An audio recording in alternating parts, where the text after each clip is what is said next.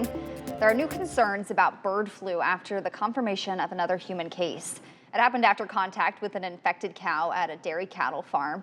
The big question now, are we doing enough testing? ABC's Andrew Dimbert reports. This morning, after the discovery of a second human case of bird flu linked to dairy cows, the CDC is warning more cases are likely. Authorities say a Michigan farm worker has recovered from mild symptoms.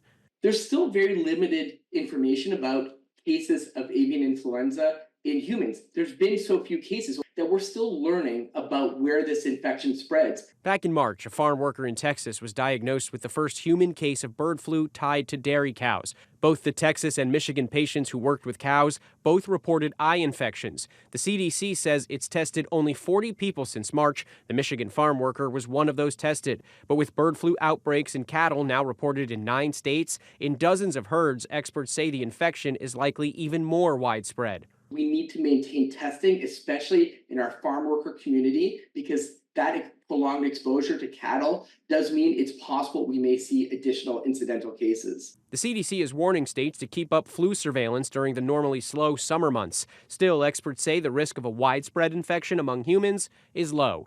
So far, we're not seeing any signs of widespread transmission or any signs of human transmission of this virus. It's very much concentrated in livestock, with now a few cases now being observed in farmers. The more widespread the virus becomes, the more chance it has to mutate and increase the potential risk to humans. As for right now, protective gear, including N95 masks, are available for farm workers.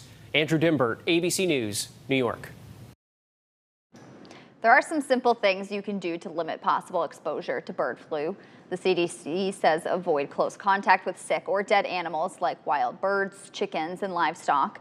You should also avoid exposure to animal feces and unpasteurized milk.